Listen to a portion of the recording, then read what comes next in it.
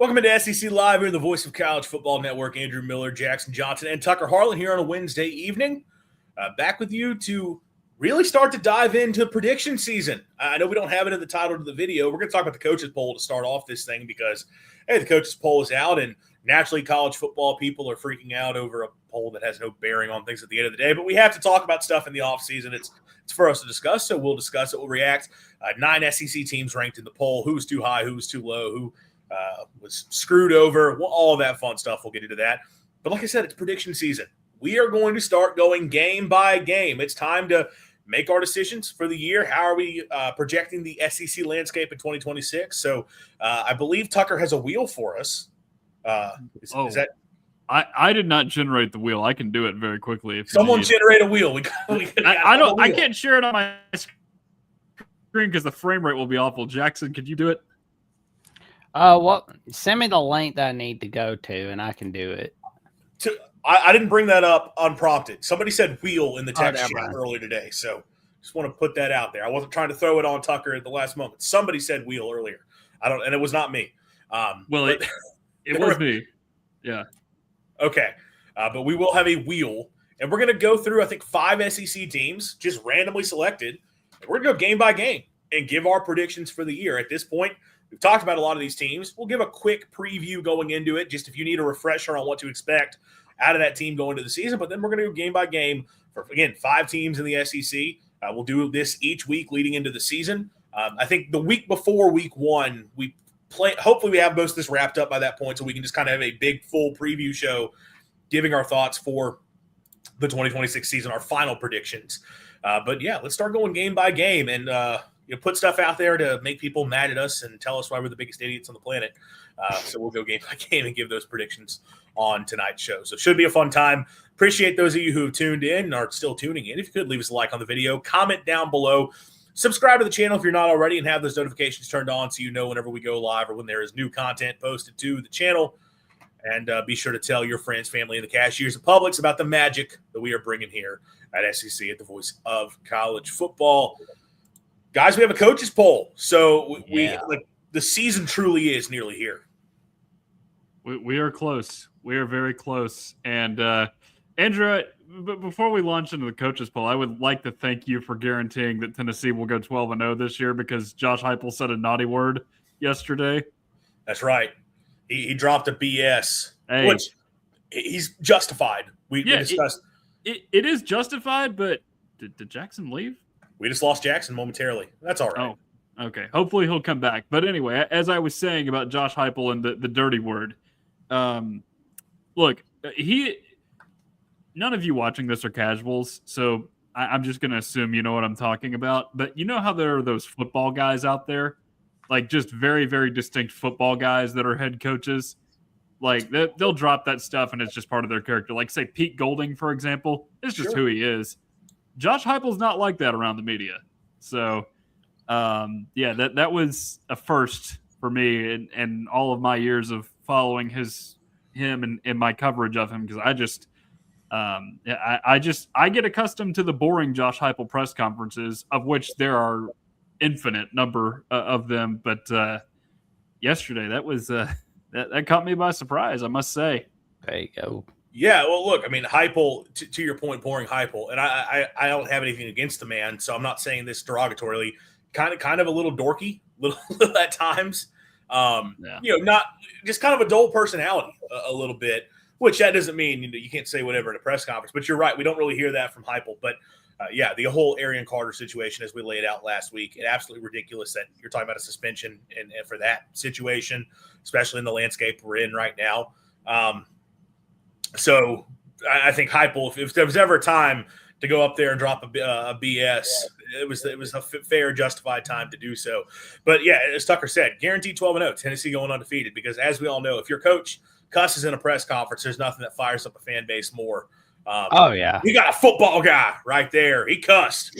It's guaranteed they're going to win. You know, Pat McAfee's going to go nuts about it. He's going to get excited. Well, your coach has added to this significantly because, I think Saban has opened the door. Saban just does not care about TV law whatsoever. He just and then nobody will say anything because it's Nick Saban. But again, I don't care. I sound like a prude as I'm saying this. I'm not. You can say whatever. But it's Saban is like the perfect example of this. Of like, and I know we need to get to the poll, but we're now talking on this more. There's just nothing that gets fans more fired up than a coach who will swear in a press conference because it's like, that's right, he doesn't care about being prim and proper. He's here to coach football, win football games, and it makes people think somehow that means their team's going to win more. He went all Charlie Morningstar Unleashed on the media today, where he was like, "Oh yeah, we know, we know we're lower than expected, we know." Well, let's talk about that. So we can pull that poll back up. The 2026 preseason coaches poll was unveiled, I think yesterday, as we record right now. Ohio State. And the AP poll will be released on August the 17th at noon Eastern time. Yeah, AP poll comes out later. So it'll be interesting to see if anything has changed between the coaches poll and the AP. 9 SEC teams represented, but the Ohio State Buckeyes, number 1, Oregon Ducks, number 2. Little surprised on that. I would have thought Oregon would have been ahead of Ohio State, but I guess there's just some credit being given to the Buckeyes there. But of the SEC teams represented, I guess we'll go through the full top 10 and then we'll hit the rest of the SEC. Georgia, number 3, Texas, number 4, Notre Dame, 5, Indiana, 6, Miami, 7, A&M, 8, Oklahoma, 9, Ole Miss, 10.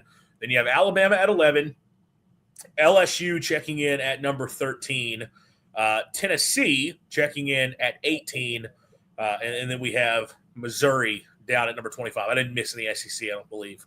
No, you did not. That is 9 total SEC teams in. Yeah, so as expected, the SEC making up a large chunk of the rankings, and kind of the very obvious, the top. We've talked kind of like there's a top 7 and arguably top 8. I think there's a clear top 8 in the SEC when you look around, ranging from Georgia, Texas, down to Tennessee. But then there's also really more of a top 7 when you talk about 7 teams that are kind of collectively considered playoff contenders, and those 7 SEC teams make up, again, 7 of the top 13. So more than half of the top 13 spots to start off consist of the SEC. And then, Tennessee. Missouri down at 25, interesting to me, but we could talk about it a little bit more on this. Jackson, your thoughts? I thought Alabama would be a little lower than 11th, to tell you the truth. And I think USC is way too high at 14th, honestly. I mean, USC's got to really show us that they can win the big games. I mean, they can't get it done, obviously, in the regular season. They've not done so under Lincoln Riley. I know Michigander, who's in the chat, has warned us about that Texas A&M O-line. And every time the expectations are on A&M, it was during the Jimbo era and the Sumlin era, things didn't go so well for them. But I think things are different under Mike Elko. That's not to say A&M will automatically go back to the playoffs or anything. It's just that we just got to see, will they go back to the playoffs? Because that schedule is going to be a little tough, but not as tough as it was when you had to go to Notre Dame last year. And, can they beat Texas? That's going to be the question. Penn State as 17th. I'm surprised they were even in the top 25 or, low, honestly. That's what really surprised me as well. But I can't say I'm surprised about the top 5. I mean, that's more than fair. Because, I mean, it basically comes down to Ohio State, Oregon, Georgia, Texas, and Notre Dame. But the real question will be, who's going to be the disappointing team that falls out of the top 10? Because every year it's the same thing. Somebody falls out of the top 10, and then somebody surprises everybody in the world of college football. Well, I would say of the preseason, so there's almost always, like you said, somebody in the preseason top 10 that falls out. I promise this is not hater me.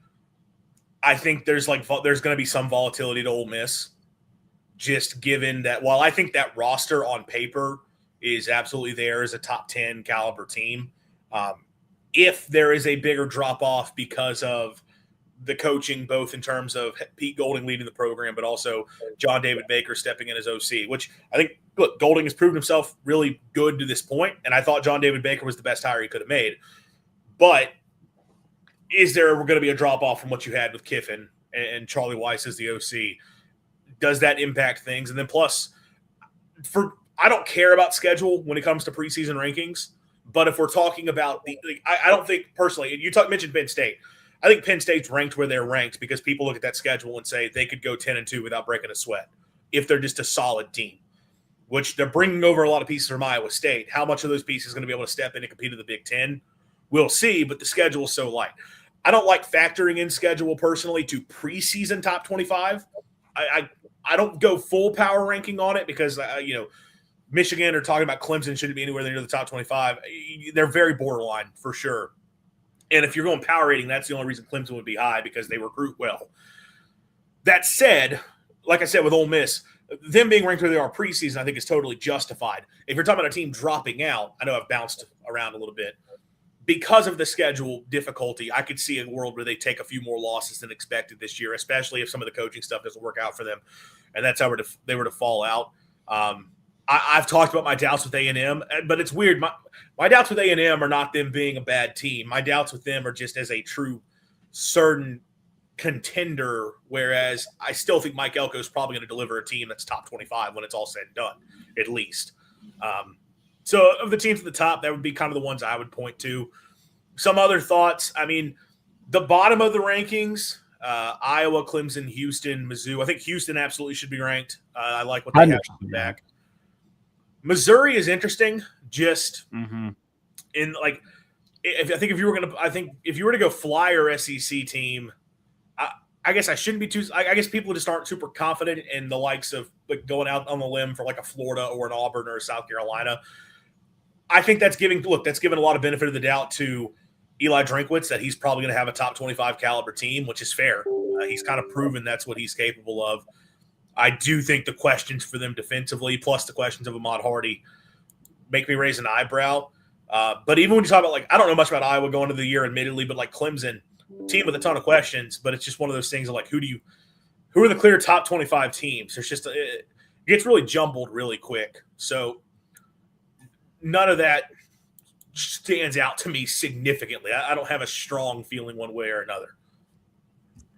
Yeah, I would say if there is an SEC team that is not in the poll that deserves to be in there, I would say it's probably Florida over Missouri. I think there's less uncertainty with Florida, absolutely, compared to Missouri. As for the rest of the SEC teams, I mean, I'm echoing your sentiments on A&M and Alabama. I talked about this a little bit last night, but I don't know if A&M necessarily deserves to be at number 8. I think they're probably top 15 good. I don't know if I'd go that high, especially not over teams that have a lot of proof in the pudding with, say, Oklahoma and Ole Miss. Yeah. And with USC, like, I understand the ranking to an extent because, like, I understand that the Lincoln Riley thing is something you have to keep in mind with them, but that roster should be good enough to get them to the college football playoff. But Lincoln Riley just happens to be their head coach, so I do understand to a degree why people would be down on them. We lost Jackson again. Gosh, what happened? With that, we lost the poll. We don't have to bring the poll back up. Yeah. I've got most of it memorized, but I would also argue that all the non-SEC teams that are between Texas and Texas A&M and those like 5 through, I guess, 7 spots, or it would be 5 through 7. That's Notre Dame. Believe that would be Indiana and Miami after them. I think that there's legitimate arguments that all 3 of those teams should be ahead of Texas. I think you could make legitimate arguments for them. You can make arguments. Obviously, I've proven myself to be the Texas pumper this year on the show. I would have Texas probably ahead. Indiana, we did see they just got stronger with Stephen Daly coming back. Kind of their question for them was their pass rush this year, and they had good transfers coming in, but they were losing those ends. Well, now you get Stephen Daly, so it's like okay. And they're set up to be really, really good once again. Notre Dame, obviously, yeah, people are very much high on the Irish and should be with C.J. Carr, the pass catchers. Have to replace the run game, but it's Notre Dame. You trust them to be able to run the football effectively. And then defensively, they're absolutely stacked at every single level. So I think there's a fair case for the Irish. And then Miami. With Miami, it's offensive line. Like, that's kind of the question there. But it's also Miami, where they have a good off. Like, Miami's one of the few teams. Again, I'm kind of the O-line guy on the show where I point to that as a big thing. Miami's one of the few where I'll give benefit of the doubt that, like, Mario Cristobal and also that O-line coach, Alex Mirabal, they're going to have a good offensive line. They just find ways to be strong up front. So, yeah, the Canes are very much there. Again, I was surprised Ohio State was one just with all they lost on defense. The offense obviously loaded. Yeah, there are legitimate arguments to be made, I think, for Georgia to be ahead of Oregon, honestly, because they both returned the exact same amount of production. And I'll be completely honest with Oregon. I was looking, I believe, yesterday at some of the teams that they've beaten on this run under Dan Lanning that they've had the first 2 years of the 12-team playoff. They've only played, I think, a total of 4 ranked teams in the regular season. And I believe, of course, there's the Ohio State win. That's a big one. But outside of that, they were either teams that were on the fringes or it was, Penn State last season who started the year off at number 3 and stayed number 3 until that game over there in Beaver Stadium. And I look at the wins that they had in the college football playoff last year, and it's like those are like the 2 of the weakest teams you could have gone up against. So I think Georgia does have a case over Oregon potentially, but I would not put them at number 1. I don't feel like it's weird. I don't know if I think there's a clear number 1 this year, just because you're right. Ohio State did lose a lot. But Matt Patricia did lose a lot last year and still created a very good defense with multiple first-round draft picks this year. So kind of hard to say who we think is the real number 1. I don't disagree. I'm not saying Ohio State's going to struggle defensively. They'll clearly be very, very strong on that side of the ball. I guess for me, if we're going to project number 1, I want to see more complete. I think Oregon might actually have the case personally. It's like the top to bottom most complete. Now they're another one where offensive line, it's like they've only got a couple guys back, but they also weren't great on the O-line last season. But, obviously Dante Moore returning at quarterback, the receiving core, Decarian Moore, what's the name? It's another Moore. Decorian Moore? Decorian Moore. I knew there was like a K in there. Decorian Moore. They got their running backs returning. I mean, I think they have another tight end people are super excited about after losing Kenyon Sadiq. It's Jamari Johnson. Yeah, they're going to be loaded on that side, and then like the whole D line is back, and like all the defensive tackles, the pass rush, like everybody got an Oregon defensive lineman in the portal this year because all of Oregon's top guys came back to school. Like every level of that defense, like they're pretty stout top to bottom. I guess that's another one where there has to be the question of, well, do we trust Oregon in the biggest moments? But in terms of the roster going into the year, I think they're absolutely right there. Louisville was one I was surprised to not see ranked, just going outside the SEC. They were the first team out. Wow. And I guess we can mention the other receiving votes. Florida was the second team out of the poll. Then you go down the lines. This is just not – well, this is an order, but not off the total order for teams. South Carolina, Vanderbilt, Auburn. Anybody else in the SEC getting a vote? I think Vandy did. I mentioned Vandy, yeah. Oh, yeah. Surprised me. It did surprise me a little bit. One thing I will mention about Louisville, Andrew, and I get that is a team, like if you're going to rank a team on the periphery of the ACC, Louisville would be one. You're going to hate what I'm about to say. All 5 of their offensive linemen are transfers. I know. Louisville. Yeah. There's the Louisville SMU debate, and we're a brief ACC football thing. Mm-hmm. I have sided Louisville over SMU, and this goes against everything I stand for because SMU brings back their line. Like they've got the quarterback and the line returning. I don't know why we're talking ACC on an SEC show, but like you got me. I've literally been thinking this as I've been going through just my thoughts on the country, and I've been listening to like different preseason previews and stuff for the ACC. Louisville, yes, it's so much new up front, but like defensively, they bring back a ton. Their skill talent on offense is still really good.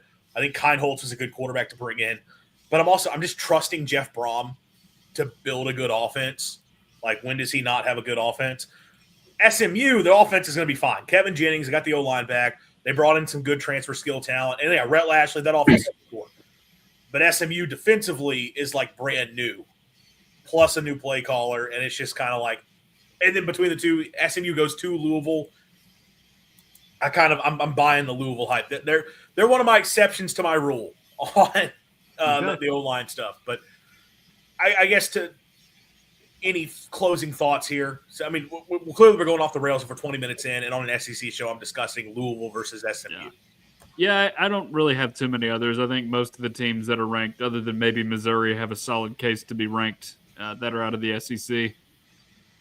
I was surprised Auburn got some votes. Honestly, I was thinking they get at least like 10 votes. I didn't think they get 29 votes.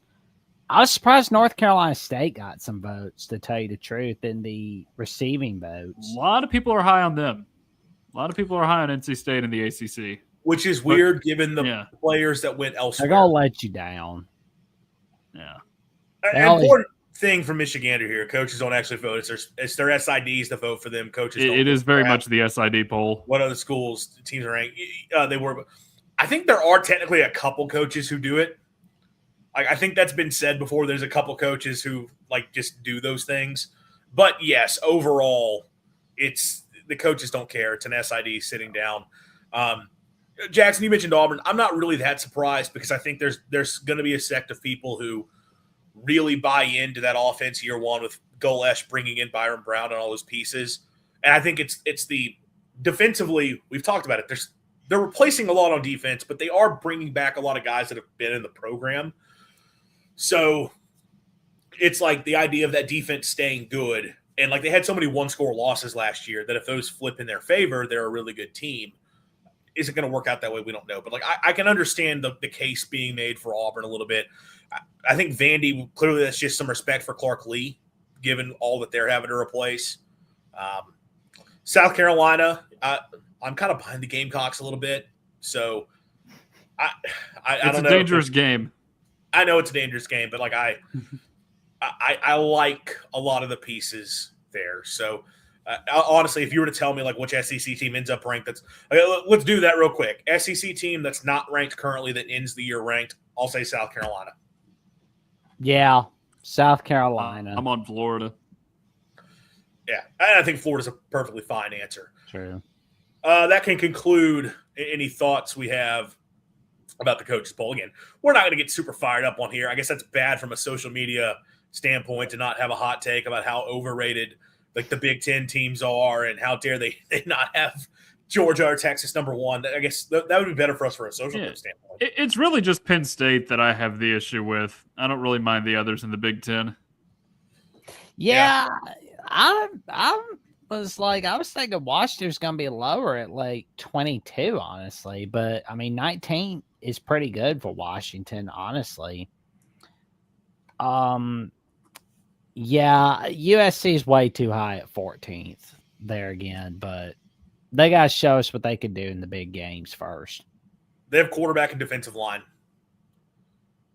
Yeah, but we got to see what they can do against Oregon and Indiana, Ohio State, which I don't think they're going to do so high against those schools. Maybe not. All right. So before we get into making predictions for the year, Jackson, where would you go if you were trying to be extra stylish?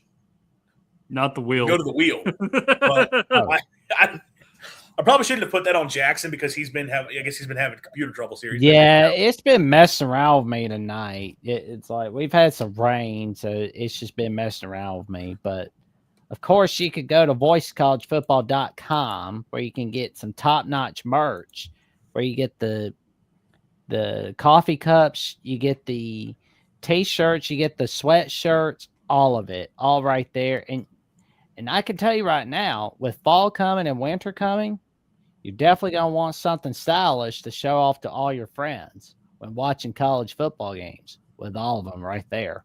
Hey, look, Meteorologist Andrew Miller checking in real quick.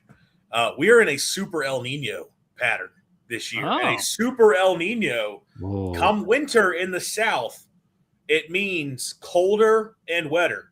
So could be stormy, could have some very rainy days, could have those late December tornado outbreaks that do tend to happen down here because we're in the south. But it's also going to be colder, so you're going to want to be able to bundle up. And that's where that incredibly stylish sweatshirt is a must-have. There you go. The winter. Yep, there's the tumbler cups. Have a little tumbler cup and a sweatshirt to go along with it. A mug to help keep you warm, There you go. Your, and a can cooler. Exactly. And a can cooler when you want to go drinking some Coca-Colas or some beers with all your friends. Or some Mountain Dew. Perfect for the tailgate. There you go. It's perfect. Just perfect. All right.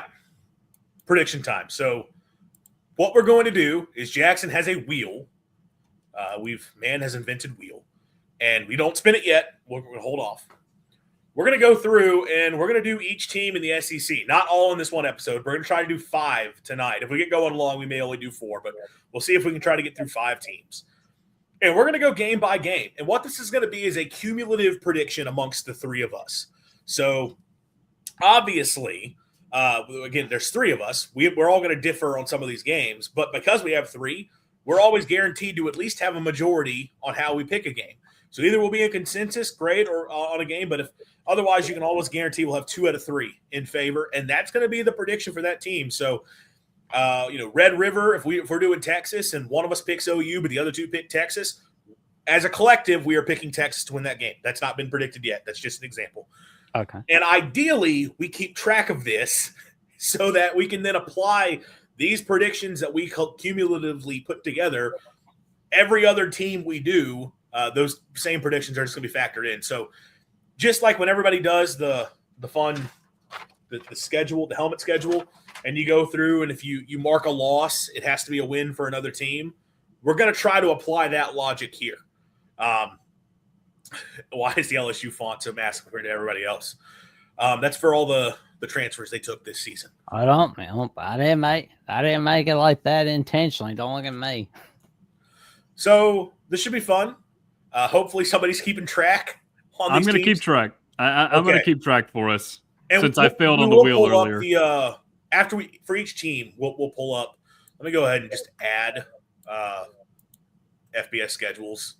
There you go. I have the tab pulled up, so we don't have to go there just yet. Yeah, we got to spin the wheel first. I know. I wanted to make sure we went ahead and got it in the chat. Let's bring the wheel back up. Oh, okay. Man. Feels like a Three Stooges cartoon tonight. We got a lot going on. Which team will we first predict? We're going to give a little preamble for each of these as well at the start. We won't go straight into the schedule. South Carolina Gamecocks. Okay, like I was just saying. So the toughest team to predict.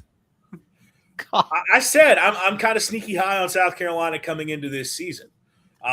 So let's do our quick thoughts on the Gamecocks. Quick overview.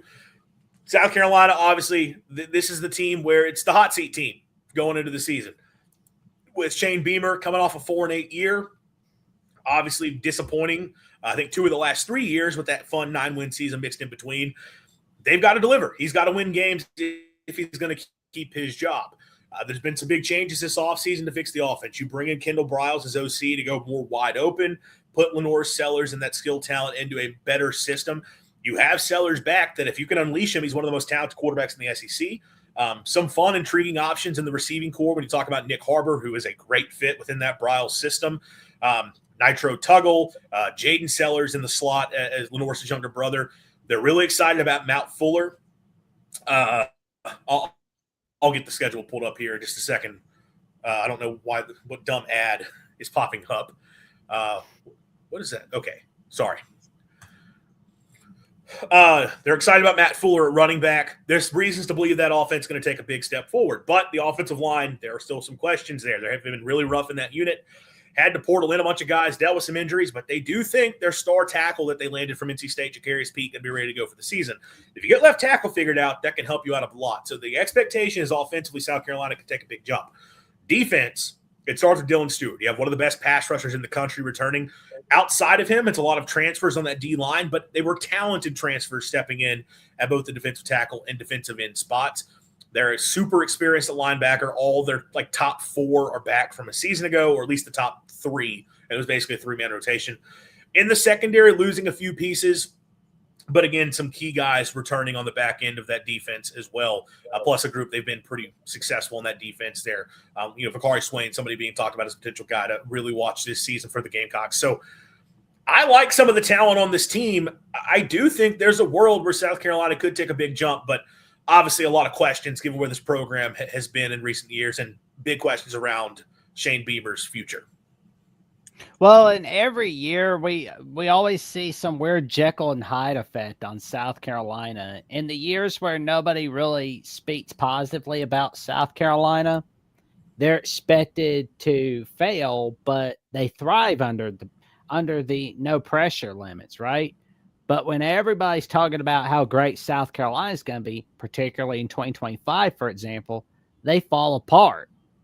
That's what happens with them. 2024, nobody's talking about them. What happens? They basically have a say in who's getting in and who's not getting in the playoffs. Same with 2022 as well. And Alabama's had some trouble with South Carolina over the last couple years. Does South Carolina have the third time being the charm against Bama? That's going to be the question there. I've got a weird feeling Alabama's going to have some trouble against South Carolina, but I've got them beating Kentucky and Florida. And don't spoil your predictions just yet, yeah, Jackson. Well, let's not quite go there. We're still previewing them a little bit. Oh, okay. Well, I don't have a ton to add other than, this is a team that should not be winning fewer than 7 games with the talent that it has. I don't think there's any excuses for that. All right, so let's get into it. And look, some of these games, obviously, we can predict pretty quickly. I'd imagine we're going to go game by game here. We are all in consensus that South Carolina will start off the year, let's just say 2-0, right? They're beating Kent State. They're beating Towson. So no disagreement there. We have the Gamecocks starting off 2-0. Then the SEC opener, my Mississippi State Bulldogs coming into town. Kamario Taylor versus Lenore Sellers. Jeff Levy versus Kendall Briles could be a potentially fun game. I will go ahead and just quickly make my pick. I do have South Carolina winning that one. I think that's a tough road trip for Mississippi State early in the season. I think the difference is just more proven pieces for South Carolina on their defensive side of the ball. So I will take the Gamecocks to go 3-0.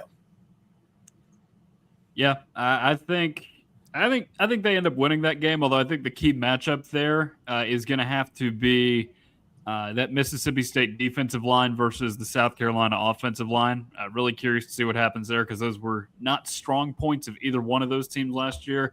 I have a strange feeling, or not a strange feeling. I think this is, I think something we can agree on, that South Carolina's defensive line could eat Mississippi State's offensive line alive. I think that's very much a possibility. Sure. And South Carolina, I think they have the athletes to match what Mississippi State has with its secondary. So I like South Carolina in this one as well. I want to see how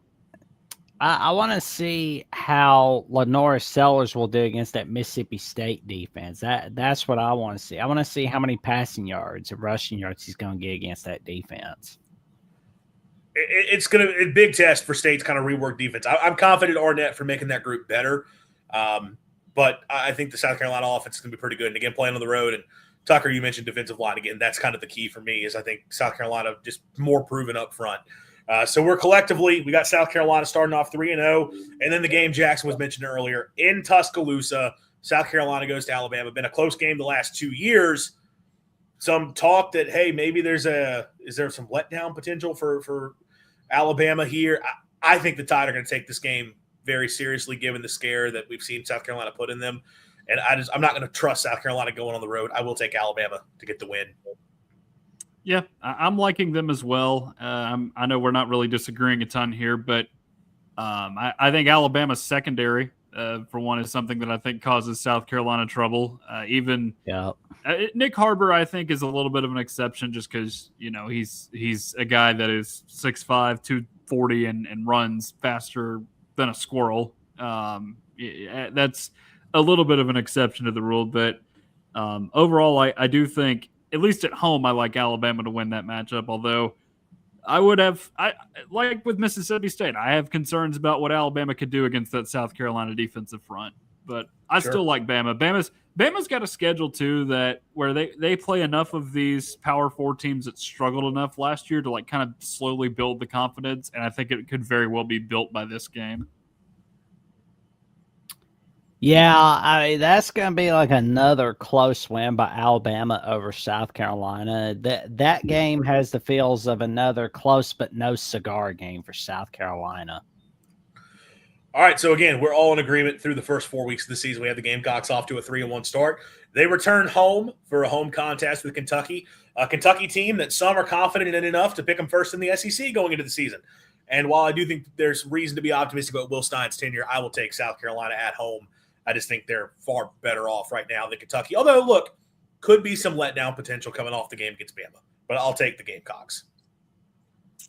Gamecocks. Yeah, I'm feeling the Gamecocks here as well. I don't really have anything too specific to add on games within the game necessarily, but that's a place that is not easy to go, and especially if it's a night game, I like South Carolina to get it done against Kentucky. It's been a minute since Kentucky's beaten them too. I think maybe 5 years now, since 2021, which the last time they beat them was in Williams-Brice Stadium. But I think South Carolina on paper is a better team than what Kentucky's got right now. All right, again, we're in full agreement, so no disagreements yet. I think we'll get some disagreement on this one because I have a feeling I'm going to be the lone wolf here. South Carolina going to the Swamp against the Florida Gators. John Summerall, year one, a lot of talent on that roster, some hype that they could be a breakout team. And I do think Florida has a chance to be pretty good, but I didn't want to just pick every single game where it's like home away when I did my predictions. And I could see South Carolina going into the Swamp. I think and finding a way to get a win. I think for Florida, a team that's could have some questions up front, South Carolina's D-line could pose some problems.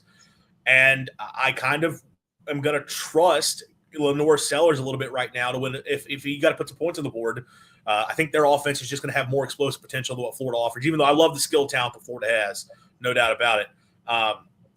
But I think South Carolina is going to be a little bit better suited to take advantage of Florida, especially Florida's secondary. There's some questions there.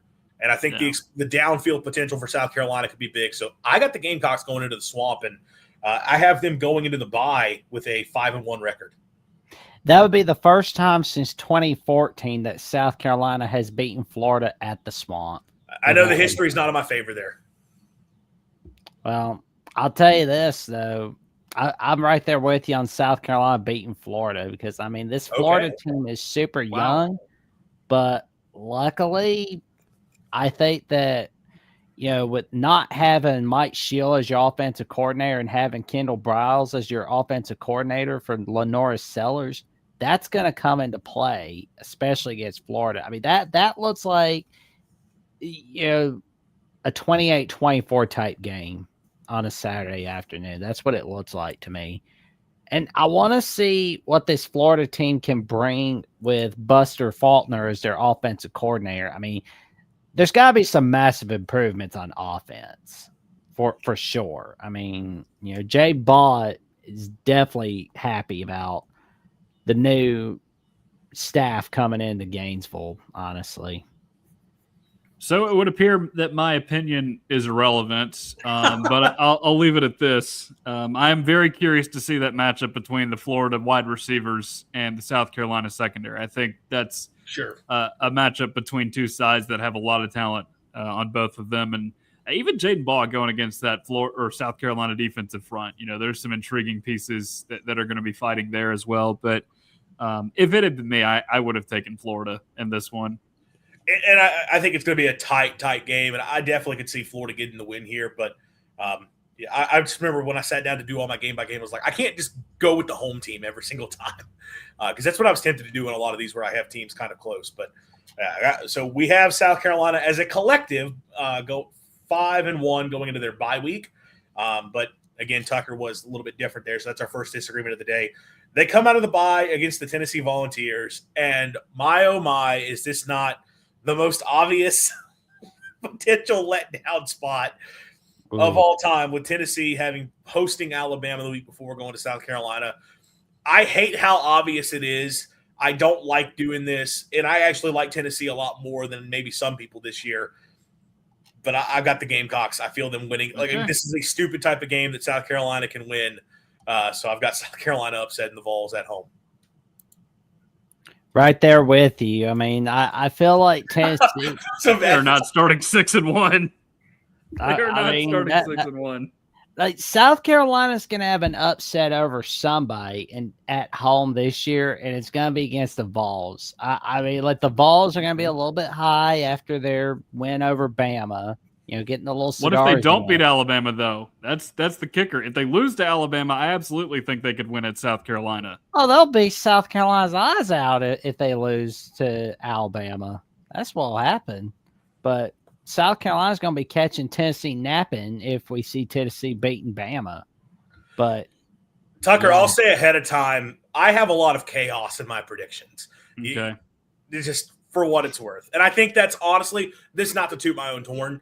I do think that's probably representative of what we're in store for in these next several years in the SEC. Yeah, I think you're right. I think there is going to be a lot of chaos across the conference. I am really, as a whole, I'm very curious to see Tennessee's offense match up with their defense, just because of everything Tennessee brings back on the offensive end. And again, it's kind of when you flip the script a little bit, looking at South Carolina offensively, Tennessee on defense, a couple of new coordinators in with a lot of new personnel on both of those sides. So I'll be curious to see how they match up as well. Again, I think what happens the week before does determine a lot. I will also say this. It is a day game. It is not a night game. Keep that in mind. Sure. So a 6-1 start for the Gamecocks, which does seem unlikely. No. But then they go to Oklahoma and going up against Britt Venables' defense. Venables, a guy who's gone up against Kendall Briles a handful of times, has gone up against that style of offense frequently. I will take Oklahoma to get the win at home against the Gamecocks. South Carolina takes their second loss in my own projections. Let's see what Tucker's got to say about Oklahoma, South Carolina. Well, I'm going to borrow a phrase from you, Jackson. South Carolina's offensive line is going to get chewed up like a chicken nugget. Give me Oklahoma. Oklahoma all the way on Halloween night. So we're in agreement there. I think the matchup, it's not great. That's one of the defenses that I think could definitely give them problems. Be careful about that, Michigander. Be careful about messing with your mortgage like that. They're not starting 6-1 though. Just let me finish. Then we have them at 6-2. Then Texas A&M comes to town. I'm about to make Tucker mad. I'm picking them to win at home again. I am not in 100% disagreement with you there, Andrew. Go ahead and say what you're going to say, and then I will. I don't have much to say. South Carolina to me is one of those teams where I feel them winning games like this. And I think I forgot to show more games here. There we go. Let me scroll down the rest of the schedule. At home, they are capable of beating anybody in the country. On the road, they are capable.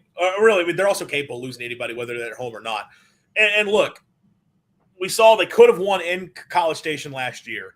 They obviously beat Texas A&M at home a few years back. I'm not super high on the Aggies. I don't think they're a bad team, but I'm just not super high on Texas A&M.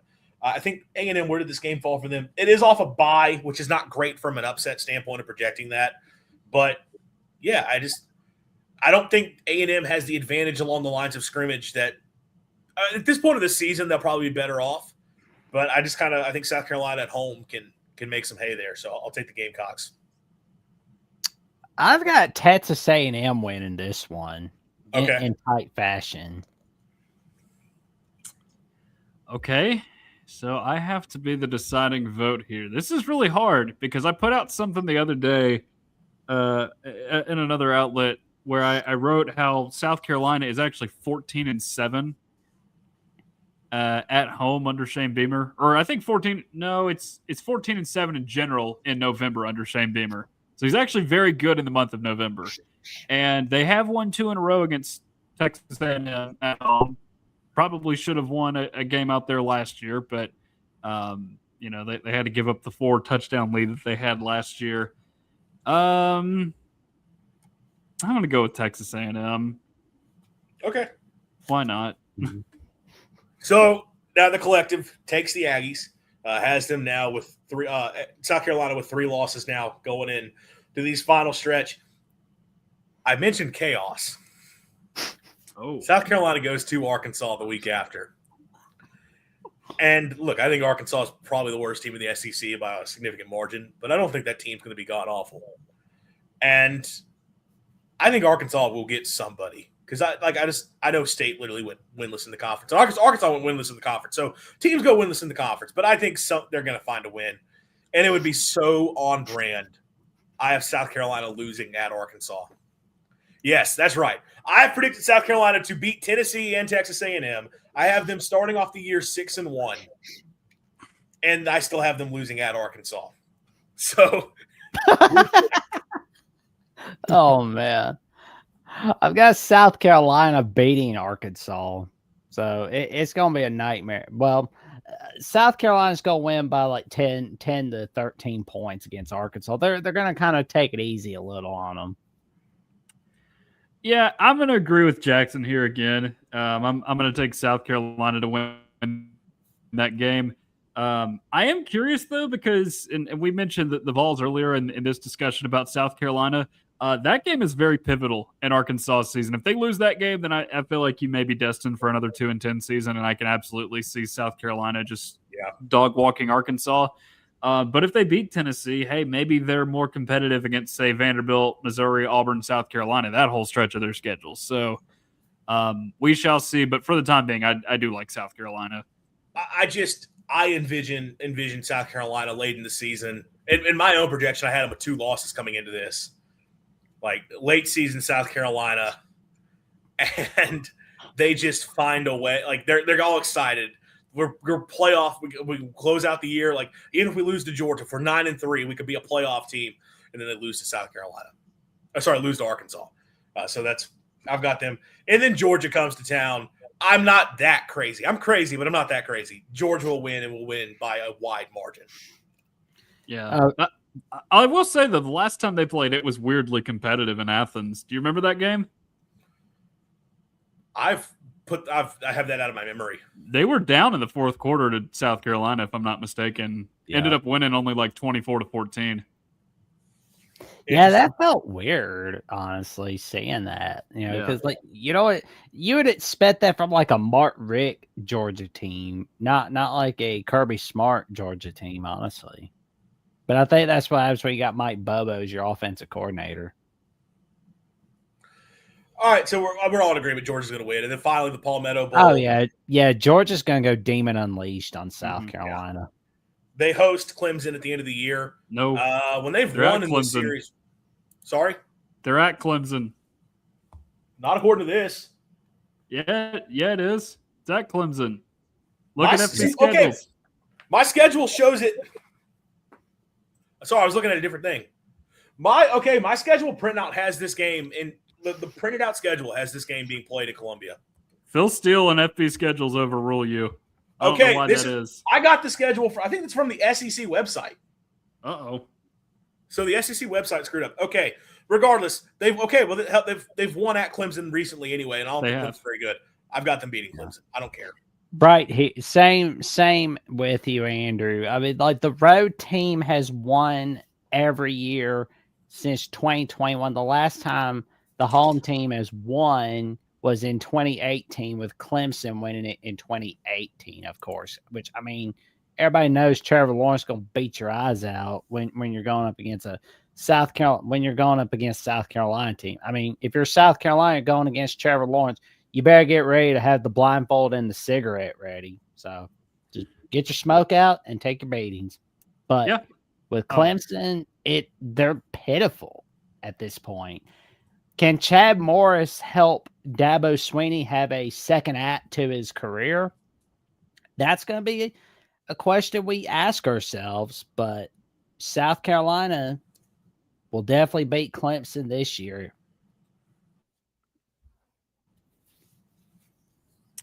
Yeah, is Dabo Swinney even the coach by that point? I think is something we're all asking ourselves. So I'm in complete agreement. That's a good question right there. Because I mean, it's like you wouldn't think to ask that question like 10 years ago, but we didn't think Mike. Yeah, I mean, we didn't think we'd see James Franklin get fired last year, but here we are. We didn't think we'd see Mike Gundy get fired. Huh? Franklin didn't win a national championship, though. And also, Franklin didn't build that. Franklin built that program out of crap. Don't get me wrong. Like, they were in an awful, awful spot. But Franklin, it's not – this would be – I mean, it's Bobby Bowden-ish, honestly. Yes. I know Bowden eventually did get forced out. But so – but I don't think they'd fire him. All right, what's our final predicted record for the Gamecocks? Well, I've got South Carolina at 8-4. 8-4. Am I lagging like substantially? I thought it was me. Yes. Somebody's lagging. I don't know who it is. Oh man. All right, we'll end this here. So we had South Carolina collectively 8-4. Yeah. Yeah. That's fair. Okay. I'm gonna leave real quick before we do the next team, or if y'all want to go ahead and spin the wheel for the next team. All right, we can do that. Yeah. All right, man. We'll. Or is it working now? Am I back live now? I think you are. Yep. Okay. It was like spazzing out. It's like super slow and I thought it was me. But if we're good for the next team, so we have South Carolina 8-4. I don't think that's crazy for the Gamecocks. No, I don't either. And I guess we'll have to keep track of if any of these games carry over to this next one. We'll have to just remember, hey, we already predicted this. Oh, my God. We got Kentucky. Yeah. Kentucky. This is too funny. All right, the Kentucky Wildcats. Year one for Will Stein in Lexington. A lot of buzz around the program. Exciting young coach, an exciting young offensive mind, even if he is having Joe Sloan call the plays on offense. It's going to be Will Stein's offense, though, which is a benefit. Offensively, you go in and added a lot of really excited transfers. When you talk about Kenny Minchie at quarterback, the trio of four-star transfer offensive linemen to really bolster that offensive front. Some skill talent that's exciting. Obviously, they have Rodriguez back at tight end, who's kind of one of a sneaky good pass catcher for him. But then, some transfers if Nick Anderson could get back to fully healthy at receiver, and then a couple guys coming in at running back that can boost that room a little bit. There's a reason to think that side of the ball they can take a nice little step. And then defensively, you still have pieces back on that group as well. Humphrey Grace as one of their defensive linemen. They got some guys in the secondary. I know there's a safety that's a very talented player for them on the back end. So there's pieces there for this team. It's just how quickly can this thing get turned around and how quickly can they start winning right away? Yeah, I would 100% agree with all that. They went into the portal, got a lot of former SEC players. I know they're very excited about their offensive line, which they got multiple Power 4 transfers, like proven starters in other places, because they got obviously Lance Hurd, Tegra Shabola from over there at Ohio State, Colton Price, the Baylor center as well. And they retained some things on the defensive end as well from that roster last season, even though it was not fantastic at times, but you did need some overhaul with that offense, and that's what they're doing. And, they really like the way things are headed up there in Lexington already, just when you see it on the recruiting trails. So we'll see how much it carries over into this season, though. Any thoughts on the Cats, Jackson? I know that Will Stein has said that Kentucky is going to be the new Indiana, but I'm not holding my breath on that. I'm not saying Kentucky can't do it. I'm just saying I just want to see how they get through the first 3 weeks this season, particularly against Alabama, Texas A&M weeks 2 and 3. I don't know that Stein said that. He did say they're going to win because of me. He kind of pulled a Signetti. There have been people, though, trying to paint them as the next IU, just looking for a team that can fit that billing. But, yeah, look, there's interesting pieces here. Some of the guys on defense I forgot to list off. Sam Green as one of their backers or kind of an edge rusher. Terry Nickel at corner. Jordan Castillo in his transfer from Florida at safety, and then Ty Bryant, the talented safety whose name I was blanking on earlier, coming back. So there's pieces here. I want to see how Kenny Manchie will do in Lexington. That's who I'm curious about, honestly. His success in year one could be very pivotal in whether or not they can make this happen right away, because it is a fairly challenging year one schedule for Will Stein. But we start off with Youngstown State, which, hey, has been a pretty good program in the FCS level, but I think the last couple of years have not been as strong for them. And while Kentucky under Mark Stoops, you could count on them to play one of these games far closer than need to be early in the season. I think Stein's going to try to go out and put some fireworks. I think they'll beat Youngstown State substantially. I'd imagine both of you are in agreement. Yeah. Shout out to Mark Stoops Classic, though. That's his alma mater. Yep. Interestingly, yeah, okay. That check. He's very much a Youngstown State guy. That checks out. It gets real fast with the Alabama Crimson Tide coming in week 2. I'm sure it'll be a crazy, fun atmosphere in Lexington, which is a place that gets kind of sneaky loud when that place is packed out. I don't think that's going to amount to anything special. I think the Tide will roll in week 2 of the season, even with some of the questions around Bama. Yeah, I do too. I don't see them winning that game in that week. Maybe later on in the year if they were to play Alabama after that 4-game stretch, but no, not this time. Jackson, any fear when the Tide go to Lexington? I'm a little nervous about how Alabama's going to do against Kentucky, because, I mean, I wouldn't have been 4 years ago, obviously. But the last 2 seasons, you see how Alabama's performed randomly against a Vanderbilt or an Oklahoma. In 2024, you saw they did against Florida State 2025. I mean, Kentucky, they're going to be amped up for Alabama. And the last time they beat Alabama was in 1997. That was on October 4th of 1997 in Lexington, Kentucky. Kentucky had how mummy. Huh? Air raid, how mummy. Yep. Mike Leach calling plays. Yep. But I mean, I'm gonna wait and see what this Kentucky team brings, but I just hope Alabama's not underestimating them. But I want to see what Minchie and Baxter and all those guys bring against that Bama defense. Michigan in the chat letting us know that he's got Kentucky upsetting Bama, so calling the big one there. But it's collective. All good, man. I don't take that kind of thing personal. No worries. It's your prediction. We will take. We'll have Kentucky starting off the year 1-1, and then they got to go to Texas A&M, which is just it's a brutal start to the year. Again, I'm not the highest on A&M, but I certainly think they'll be able to handle business. Yeah, no disagreement from me. Yeah, A&M's going to win. Yeah, okay. But look, South Alabama comes back to Lexington, a good opportunity for a win there. The Jags a couple years ago looked like they were poised to be one of those ascending teams in the Sun Belt, and it's just kind of fallen out since. Shout out to Major Applewhite. I think Kentucky will handle business at home. Win for Kentucky. Yep. All right, so we're all in agreement here. 2-2 start. Then at South Carolina, we predicted a Gamecocks win earlier, I do believe. So yes, we don't really need to rehash that one here. So we have 2-3. Then LSU comes to Lexington. It is interesting. Kiffin won against Kentucky specifically. He's had some weird games.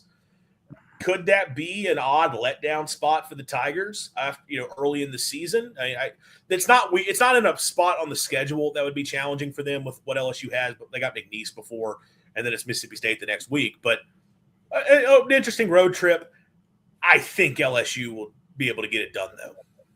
I'm in agreement, but you are right. Weird things have happened with LSU in Lexington. Of course, you've got the Bluegrass Miracle, the 2007 game. I believe Kentucky won up there while LSU was amid its national championship run. Oh, yeah. Andre Woodson and Steve Johnson. Yep. And then, of course, you've got the last game they played up there, which it was an anomaly year for both of those teams. Kentucky abnormally good, LSU abnormally bad. Kentucky won by 3 touchdowns. I get the sense that this is going to be that weirdly close game that Kentucky plays against a good team every year in Lexington. But I do think LSU ends up winning. Yeah. LSU's going to win this one. All right, so we all have the Tigers getting the win. And then they go to Oklahoma. Again, I just think they're not there ready to take that step up in competition. The Sooners get that game at home. I will say this. It is after Red River. Like, if there was a letdown spot, it could be playing that game after Red River, regardless of how that goes for the Sooners. But I think Oklahoma will handle business. I do too. I think the retention on that roster overall, it should yield a result that is much stronger than what Kentucky has this year. Yeah, Oklahoma's going to win that one. Then the Wildcats get a home SEC game against Vanderbilt, probably one of their better opportunities to get a win.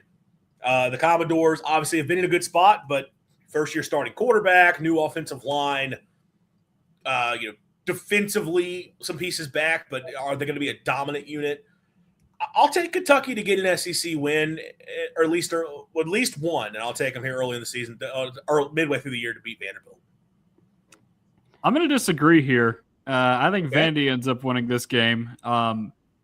Weird thing that I was, going back and researching and found, even when Kentucky has beaten Vandy, when Vandy has been bad, Vandy has been oddly competitive up there in recent memory. I don't know why exactly that is, but like you look back at the 2022 team, for example, Vandy, I think, only won 5 games that year. Kentucky was like an average SEC team. Vandy won that game up there in Lexington. I think Will Levis had a pretty bad game, but that's nothing to do for Will Levis. I like Vandy. I like Vandy to go up there and get a win in Lexington. Right there with you. Vandy's going to get a win in Lexington. All right, I'm the odd man out on that one. That's A-OK. So the Wildcats go into the bye, and we have them just sitting with 2 wins at this point of the season. And they will return from the bye week and go to Knoxville, taking on the Tennessee Volunteers.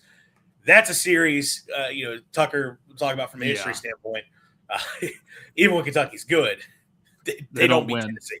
They don't beat Tennessee in Lexington or Knoxville, anywhere they play that game. It's been in front of a capacity crowd, keep in mind, because obviously the 2020 game existed. Kentucky did win that game. It has been since 1984 since they have won in front of a capacity crowd in Neyland Stadium. And these teams play every single year, keep in mind, when you're making this prediction. I got Tennessee winning this one over Kentucky. Same. Yeah, even with it, Tennessee also off a bye. So we're not predicting a great season so far for Kentucky. Florida comes to town. Is this the spot where Kentucky gets an upset? Florida has not done well in Lexington, at least in recent memory. Again, it's a sneaky tough place to play. For the Gators, this game does fall for them, after a big home game with Oklahoma, a big opportunity for them. So this could be a letdown spot. But this is where I think Florida's a team where you can see the back half of the season, things start to come together for them. I think they'll stay strong. That's where I've got the Gators still getting the win. Gators are finally going to win this one against Kentucky. I am going to agree here. I'm not going to be fun and pick Kentucky to get it done. I like the Gators to win it up there this year. All right. So, again, we're not predicting a fun season for the Wildcats. Year 1 of Will Stein, unfortunately, for Kentucky. Terrible for Will Stein. We go to Missouri. Let's see, where does that game fall for for Mizzou? It isn't a sandwich spot for what it's worth for Mizzou between going to Georgia and then hosting Oklahoma, so that's not fun. But I think Missouri's just a better football team playing at home. I'll take the Tigers. That is not a fun place to play a game in November. It is, I don't know why, but it is significantly colder up there than it is everywhere else in November. It's the only place where you see snow in November. Yeah, in the SEC it is. I'm going to side with you there, Andrew. I'm going to pick Kentucky to beat Missouri. Or Missouri to beat Kentucky, I'm sorry. Yeah, Missouri's beating Kentucky. So we have the Cats going into the rivalry game at Louisville sitting with just 2 wins. Can they salvage the season? I did say early in the show I'm high on Louisville, and Louisville's had the upper hand in the last 2 games. But I'm going to throw him a bone. Will Stein going up against his alma mater. Massive, massive game. I'll take Kentucky to like go into the offseason with some positivity. That would also be so on brand for Louisville too. Like they're just one of those teams where I think the Lamar Jackson year, remember like Lamar wins a Heisman, but they go and they lose in Lexington to a 7-win Kentucky team, which that's a much better Kentucky team. And they lost to a 7-3 Houston team on Thursday night on ESPN on November 17th of 2016. And Oliver on that team. So that was kind of funny though about Louisville though. We've been seeing this quite a lot. They're always an up and down team. On the big games where everybody's watching, they win, but they always lose the most obscure games on the schedule. Kentucky is a very obscure game to lose if Louisville's losing to them. But for now, I've got Louisville winning, but I would not be surprised if Kentucky's upsetting Louisville. I mean, again, it would be very on brand for Louisville to do that. Tucker, what do you have? Andrew, I'm going to side with you. I am going to side with you on this. Yeah, I've seen it here in the last few years, I guess 10 years, that Louisville has had this weird stumbling block against Kentucky. I think both the games you mentioned, Andrew, were actually in Louisville, like the Lamar Jackson Heisman year, or you only mentioned that game. The other game I was thinking of was the 2023 game when they were out there at Louisville that year. Kentucky was a 7-win team, and Louisville had an ACC championship bid locked up, and Ray Davis ran for like 70 yards, and Kentucky won that game there at the end. I like Kentucky to get it done against Louisville. I can't tell you why, but I just do. So, hey, a little 3-9 finish for Kentucky in year one. Well, that's positive momentum going to the offseason. All right, so we're through 2 predictions. We're going to try to do we'd said 5. We're going to do 4 because we're running long here, but we need to get through at least 2 more before we go into go into next week. So who's next up for us, Jackson? LSU. Oh, this one will be fun. This is a fun one right here. And this is where, Tucker, you're definitely going to have to start reminding us what we've picked for various games. Because I think there's only one overlap here. Okay, yeah, it's just to Kentucky. We picked LSU to win that game. So I guess there's not much to say. But the LSU Tigers, year one of Lane Kiffin, go out and spend anywhere between $40 and $50 million on a roster to completely reload. And with that comes massive expectations. You bring in Sam Leavitt from Arizona State as the number 1 rated portal quarterback. You add the number 1 rated portal pass rusher and Prince William Umielen coming over from Ole Miss. You add the number 1 rated portal offensive tackle in Jordan Seaton. So in terms of 5-star transfers, defensive end, left tackle, and quarterback, that's a great start. Then you talk about the receiving core, the pieces coming in there. Jackson Harris from Hawaii, Jace Brown from Kansas State. They still have Trey'Dez Green on the roster. The running back room, Harlan Berry, Caden Durham. There's a lot of weapons, and it's a Lane Kiffin, Charlie Weiss offense. If the offensive line can take a step forward and it all meshes in year one, and if Sam Leavitt can, if he's fully healthy, which Kiffin seems to be suggesting he is, and if he can kind of return to more of the form we saw from him in 2024 at Arizona State, this offense can cook in year one.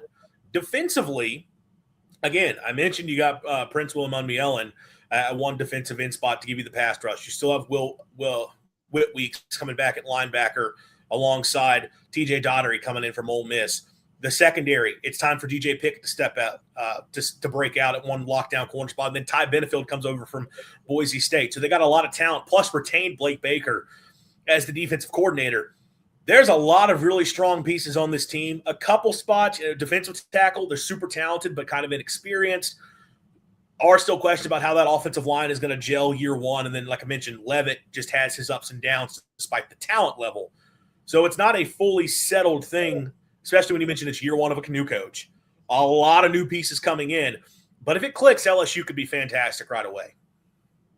Yeah, this is a hard year to assess for LSU what they need to do this year, because I think we've said it, and I know other people have said this. I know one person in particular, Jordan Rogers, has said that it is national championship or bust for LSU, which I certainly do not believe. But I think a lot of people with this hire, they think it is college football playoff worthy with this hire and all the acquisitions they made in the offseason and even some of the retentions they had from the Brian Kelly era. So that is, I think, an expectation that is reasonable for LSU this year. But again, you have to remember, it is year one of a new head coach. So may not be as easy as some of us are making it out to be.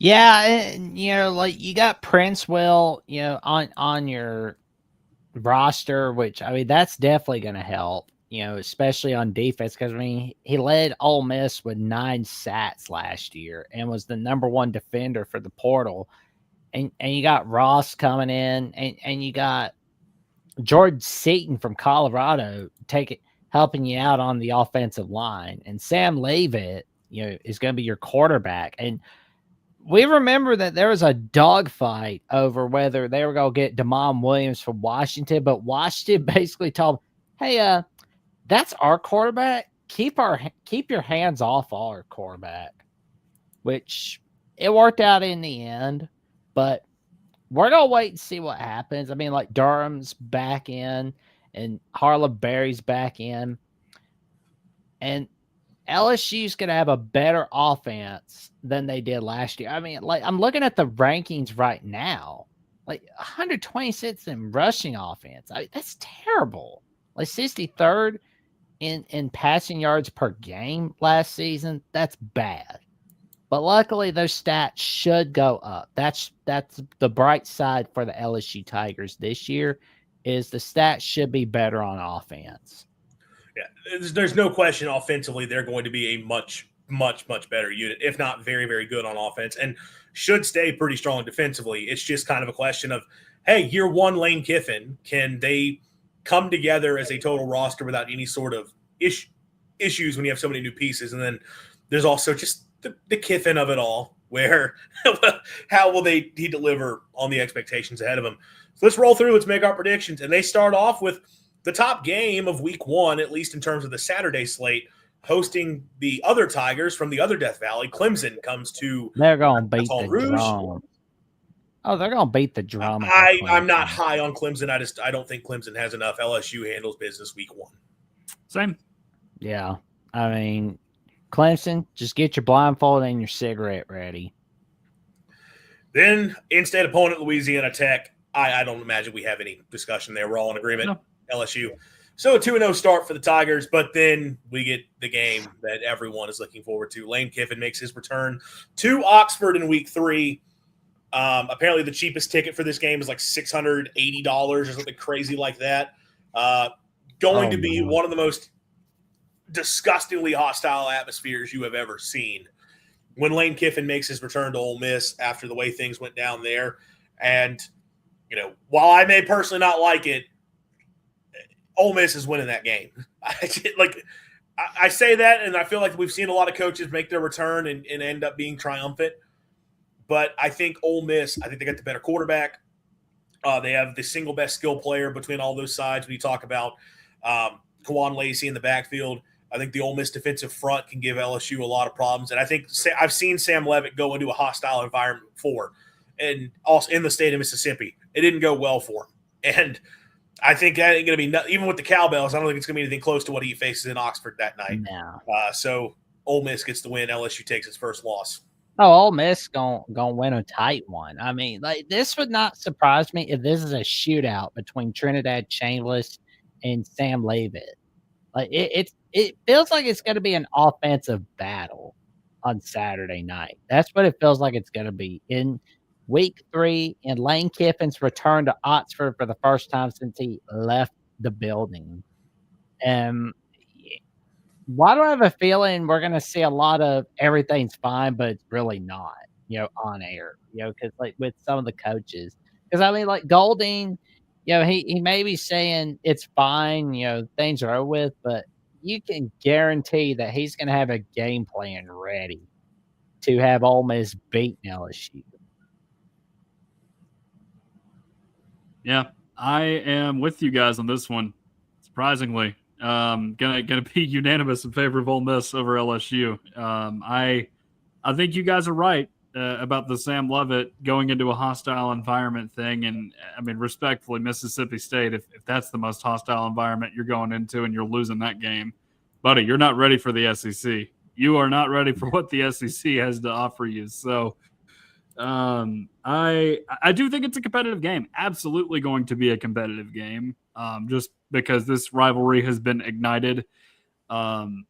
Online, of course, but I think the players understand what's at stake. But I really like Ole Miss because they are going to want to go out and prove themselves in this game to everybody. So I like the Rebels to get it done. Well, the last time a road team has won the Magnolia Bowl was in 2019. That was, you guessed it, LSU beating up on Ole Miss. So if LSU was to beat Ole Miss this year in Oxford, Mississippi, it'll be the first time since 2019 that it's happened. And that was also a stretch where LSU had largely had the upper hand. Since Kiffin got to Oxford, there's been more back and forth there. But now Kiffin at LSU. Will he restore the upper hand? We'll see. But for year one, we're taking Ole Miss to get the win there. Then LSU comes back home and plays Texas A&M. And I've talked about I'm not super high on the Aggies this year. But I see in a spot like this, emotional spot, I trust Mike Elko to get a team fired up, ready to go, and deliver a winning game. And I also trust Mike Elko to put a defense on the field that, again, can give problems to Sam Levitt. I think LSU early in the season is when they're going to be the most disjointed. I have them losing at home to Texas A&M. Ooh. I am going to go ahead and disagree with you there, Andrew, because aside from the meltdown last year, that was the end of the Brian Kelly era, in that game between Texas A&M and LSU. Texas A&M has been dreadful at LSU. They had good teams going there. Like Johnny Manziel. Johnny Manziel got pummeled the one time he went to Death Valley. It was 34-10 in 2013. Their worst loss of that season. I think back to the 2021 game as well. Like I know Jimbo Fisher was the head coach of Texas A&M. LSU had nothing left to play for at that point. They're 5-6. Coach O knows this is his last game on the sideline. They might as well get for Coach O. Yeah, sure. They're playing for Coach O, but the season's over. Like, I mean, do you really want to win that game and go play a bowl game that your players are not at all going to be in the mood for? But sure enough, they won the game. So I get the sense LSU's going to – they're not going to let Texas A&M come into their place and beat them 2 years in a row. I don't feel like. Yeah, because, I mean, that's not happening. They're going to be getting ready to go Pulp Fiction on Texas A&M. That's what's going to happen with that LSU team against A&M. I mean, I really don't know what to make of A&M's offensive line. So when in doubt, just go with LSU's defense against that Texas A&M offensive line. And I feel like it's going to be big trouble for Marcel Reed against LSU on a Saturday night, or it could be in a Saturday afternoon. But either way, LSU wins this one over Texas A&M. That's fine. Could go either way for sure. History not on my side with taking A&M there, but I'll admit with my predictions, part of this is that I kind of have an idea in my head of where I think a lot of teams are supposed to be, and I have to make the games work. I don't like doing the thing of like, well, the schedule. Well, I thought this team would be this, but now the schedule tells me they're going 3-9. I don't like doing that, but that's part of it. But I can also I had to pick games. I didn't just pick games for the sake of picking games. I had to sell myself on it, but I actually could see that just by. Again, I'm not super high on the Aggies, but I just kind of I would trust Elko in that spot. But still, as a collective, we're going to take the Tigers there. So LSU rebounds from the loss in Oxford to get the win over A&M. They'll move to 3-1, and then they'll move to 4-1 with McNeese State coming to town. We already predicted LSU to beat Kentucky. 5-1. So 5-1. Then the Mississippi State Bulldogs come to LSU. It'll be an 11 a.m. kick. We don't have to play them at night. I'm not picking State to win that football game. So, I don't have any deep thoughts there. But, yeah, I think LSU ends up winning that game as well. I think it's a better matchup for them on paper. Although, the last time Mississippi State won down there, it was in broad daylight. Yep. And it was in Mike Leach's first game as head coach. Rest in peace to the Pirate. KJ Costello with 623 pass yards. Yep. Yeah, but we have LSU moving to what is that, 6-1? Yes. Yeah, 6-1 at Auburn. That's where it's interesting because the Plains, difficult place to be. I think these teams have not played in a couple of years. Michigan or Tennessee's related to Mike Leach, interestingly. Wow. So renewal of the Tiger Bowl. Auburn, obviously, a very dangerous place to play when it's on the Plains. This will be the end of LSU starts the season with 7 straight games, which is brutal. To open up a year like that. I'm taking LSU, but I do think it's going to be a close game. Oh, LSU's going to beat Auburn. Auburn is coming off playing Georgia, so that's tough. Oh yeah. Yeah. I'm thinking LSU wins this game. It will be competitive though. Generally, the games on the Plains have either been competitive or big wins for Auburn here recently. So we have LSU going into the bye at it's 8 straight games for LSU. I said 7. Yeah, 8 straight games. They're 7-1 going into the bye, and then just like they always do, coming out of the bye late in the season, Alabama. That November stretch is going to be a tell of where things are going to be for LSU. I know it's crazy. They got to go to Arkansas. Like that's so brutal. No, not that one. I'm just kidding. I know. Alabama comes to Death Valley. I got the Tigers. This is where, so again, my own predictions, I had LSU taking some losses early. But I see LSU doing LSU things and Lane Kiffin doing Lane Kiffin things that caused some problems late in the year. And I'll take LSU at home. I think this is the point. I think the roster is more complete than Alabama's, even with so many portal pieces. And I think it clicks at this point. LSU gets a win over the Tide at home.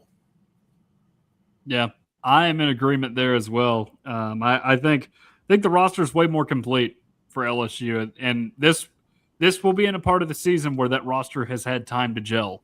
So I like the Tigers there as well.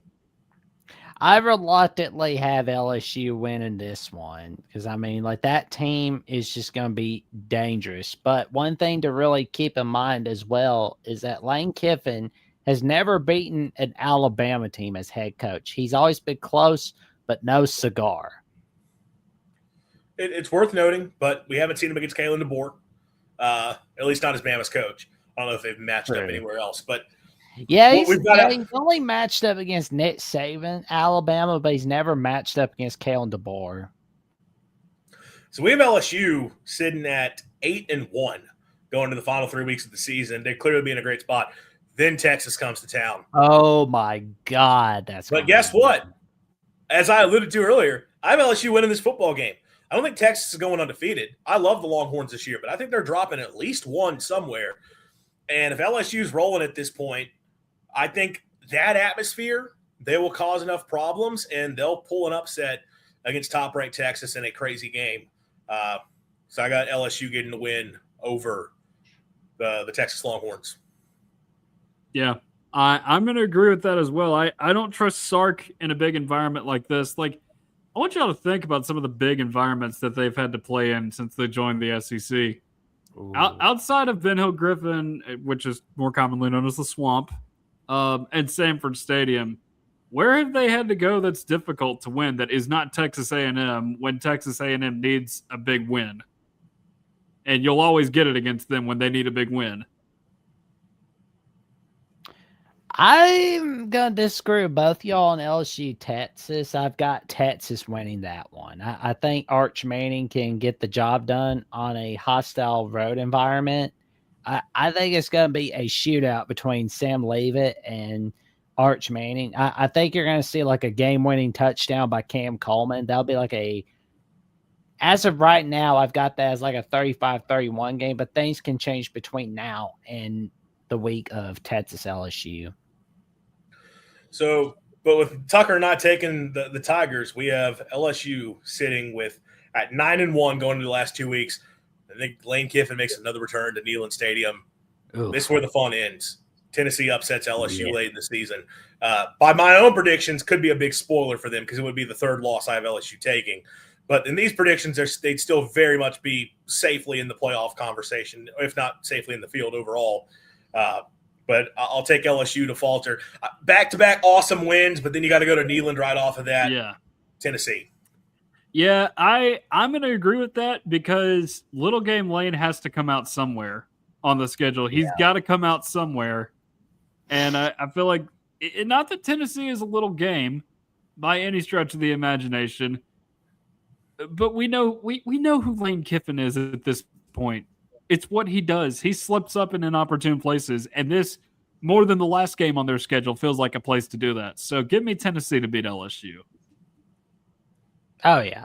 Tennessee's going to win this one. I mean, like, Faison, Brandon, and company are going to be ready for the LSU Tigers. I mean, that's going to be a good one. And that's the thing about the Tennessee Volunteers. Like, one of the things they don't have is they don't have Georgia on the schedule. That's a good thing. And they always win the big games at home. They always get it done at home. And LSU is obviously going to be one of the big games they win at home this year in 2026. I mean, like we're going to see a lot of what Brandon can bring for the rest of this season. Another important note here. Yeah, another important note here, guys, on Tennessee. If they have in fact lost to Texas A&M the week before, they're going to be pissed off. They're going to be really pissed off. Oh, they're going to be mad as a cottonmouth snake. I'm not going against that mad Tennessee team. Finally, LSU ends the season at Arkansas. I'm assuming, is it Fayetteville or Little Rock? Fayetteville. That's Fayetteville. Okay. I don't know. Are they still doing the Little Rock thing? It doesn't matter. Maybe. Whatever. If it was in Little Rock, I feel like it would Arkansas. No, Arkansas won some of those games in Fayetteville too in the Bielema days. It doesn't matter. LSU's winning against Arkansas. Yeah, I think it could be a competitive game because Arkansas always gets up for that game, but I do think LSU wins. Sure. Yeah, LSU's going to win that one. So as a collective, we have the LSU Tigers going 10-2, would certainly be in the playoff, would definitely have a chance to be in the conference championship game, especially with us giving them a win against both Bama and Texas. Certainly a possibility. Do we have time to do one more, or do we need to end it here? Well, Jackson's already started spinning the wheel, but we'll – what do we have time for? Oklahoma. Are we going to do it? Sure. Yep, we'll do it. We've already got 2 predicted, so this one should be shorter with Oklahoma. 2 of their games have been predicted already. Yeah. I'm trying to get the Oklahoma schedule pulled up. All right, yeah. Well, I think what's making my computer slow is the football schedule site is spazzing out on me. So there's that. We'll do the Oklahoma Sooners. And this is a fun year potentially in Norman. There's some buzz. Again, this is a team that preseason top 10 in the country after going to the playoff, 10 wins a season ago. That 10 wins have featured them going into Bryant-Denny, featured them going into Neyland Stadium and getting wins. Did lose at home in the playoffs and blew like a 2-touchdown lead early in that game against Alabama. Or was it a 17-point lead? They were up big. It doesn't really matter. So disappointing there, but there are reasons to believe Oklahoma could be loaded once again. And it starts when we talk about the Sooners defense, where they have got a ton back on that side of the ball from what was one of the best units in the country a season ago. David Stone and Taylor Ween up front of the defensive line, one of the best duos in the country, and there's other talented guys around them. That linebacking core, Owen Heineke, Kip Lewis, they're going to be loaded there. The Cortland Guillory in the secondary alongside the Bowen brothers as a couple pieces. They're loaded defensively, and this could once again be one of the top defenses in college football. The question is if the offense can take a step forward, because last year you had some flashes early in the year with a healthy John Mateer coming in that Ben Arbuckle offense, running it all over the yard, just slinging the ball around, even if somewhat erratically. Obviously had the injury that impacted the way he performed the rest of the season. He's fully healthy now. Mateer is, super familiar within this offense, although I think at this point it's kind of the player that he is. He's jacked, though, this offseason. It's also the questions about the pieces around him. The offensive line was kind of rough for them a season ago, but they dealt with injuries. They had a lot of young guys playing. A lot of those guys back. They're a more talented offensive line. They're a more experienced offensive line. Last year, you had Isaiah Satanga and Deion Burks as your top guys at the pass catching. You get Satanga back after a breakout season. Then you also add in Parker Livingstone from Texas and Trell Harris from Virginia to give you a couple more high-level pass catchers. They're excited about some of the running backs. They need some guys to step up there, but there's some pieces there who could take a step forward. And they also like their tight end room better. That was a group that was kind of sneaky problematic for them at times last year, or really the past couple of seasons. But with Jason Witten coaching the tight ends, they think they're a whole lot better. There's reasons to believe this will once again be an elite defense. And if they just get to being a good offense, not that everything carries over from one year to the next, but a 10-win team a season ago, improving while staying the same on one side of the ball, there's a chance to be really, really good once again. It is a brutal schedule, which could be a limiting factor. But I like this Oklahoma team quite a bit. I do too. I do too. I love the defense, as you mentioned, and we've mentioned it a ton on this show already. And I think the expectation this year is, to a degree, and I understand schedule could be a limiting factor, but can we win a college football playoff game? Yeah, is That's something that you think about with this team, because they had an opportunity to last year. And as Andrew mentioned, they blew it. They had a home game. And, you would think the roster will be better with all this retention, but we shall see.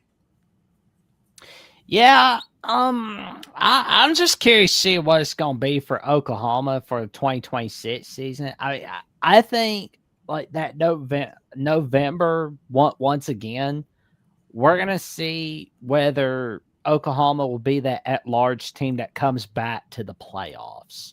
That's going to be a question for them there. I mean, the defense, that's going to be scary. But as Michigander says, the O-line is a good example of not all returning experience is good experience. Which is a fair point, but there's a lot of optimism there that group is going to take a pretty big jump. Like the talent level is there. It's just you had some guys got thrown into spots that they didn't need to be last year. But they're talented players at the very least. So I think the offensive line will be improved. And yeah, you're right. The November stretch, obviously, I mean, look, it's not easy early when you talk about going to Michigan and you got to Georgia. And then obviously the Red River game there within the first 5 games of the season. That is incredibly, incredibly difficult. But just depending on how you navigate through that, the rest of the season kind of will determine, especially that November stretch where there's some tougher games, are you a playoff team or not? So let's get into the predictions, and we won't fool around talking UTEP. The Sooners will get a win, although I do like that coaching staff, wishing them the best. UTEP, fun program. But then week 2 at Michigan, they played a kind of a low-scoring affair, these two last season in Norman, with Oklahoma prevailing. John Mateer making the big plays down the stretch for the Sooners to be able to pull the ways. Their defense really suffocated Michigan. Year 1 for Kyle Whittingham, big opportunity for him and the Wolverines to make a statement early. I've got Oklahoma going in.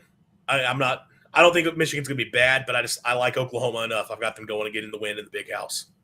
Yeah, I've seen them do it against Tennessee and Alabama. I have reason to believe they can do it against Michigan as well. You're not that much different.